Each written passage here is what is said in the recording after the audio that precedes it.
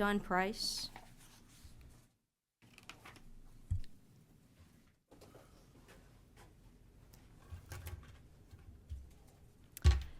Good afternoon. My name is Dawn Price, and I'm a survivor of childhood sexual abuse. I was adopted in August of 1977 at the age of 5, after being in the system for 3 years.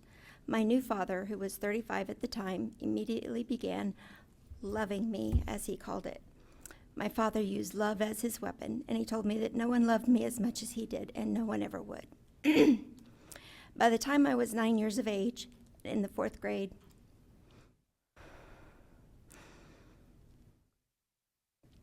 my father began full-on sexual intercourse. He raped me. That evening, I told my mother that I was bleeding, and she told me it was just my period. But it wasn't. The rapes continued several times a week till I was 12, nearly 13. He finally stopped raping me because now I was able to get pregnant. The older I got, the more shame and disgust I felt. I finally decided to tell someone. In 1988, when I was 16, I told my mother.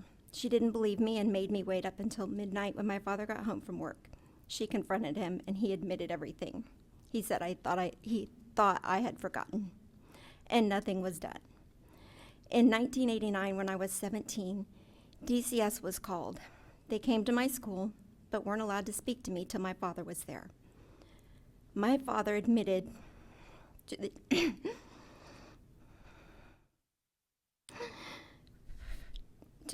DCS worker that he molested me. And again, nothing was done. I have a report here today. In 1991, when I was 19, I was married. My husband and I went to the Kokomo Police Department and were told there was nothing that could be done because I was past the statute of limitations. My abuses and rapes have affected every relationship and aspect of my life.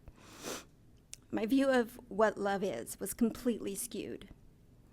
Fast forward to December 2013, I was in a car accident and had severe PTSD.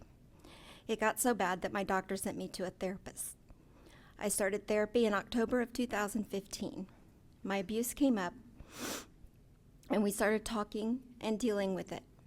It was excruciating, and I even tried to kill myself. But we kept up with therapy, and finally, after several months of intense therapy, I was strong enough both emotionally and mentally to confront my abuser, my father. I confronted him in March of 2016.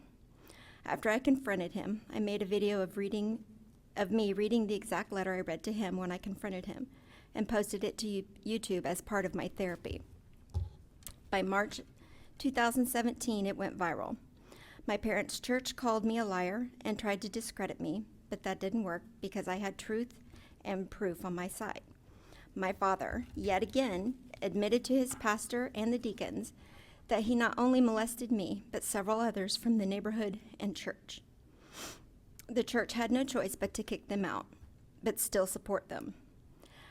At the same time, I was contacted by several people from that same church. My father, who was 75 at that time, was grooming a 6-year-old girl. My story coming out stopped that. I was also contacted by several of my father's victims who fear him because of his position in the church and community. How many more victims will there be? Don Crowdy, my father, has been molesting and raping children for 40 plus years with no consequences.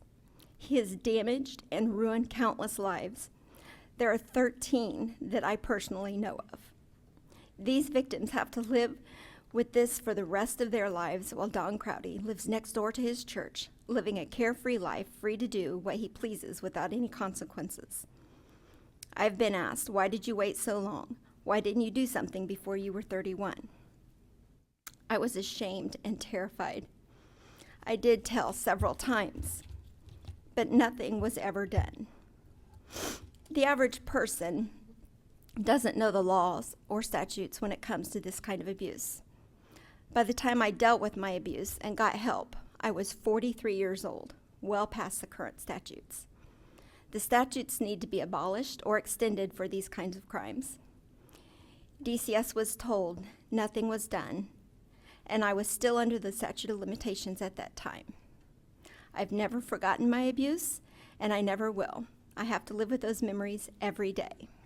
So please stop Don Crowdy and all others like him. Make it possible for the victims of these predators to get some justice. Thank you.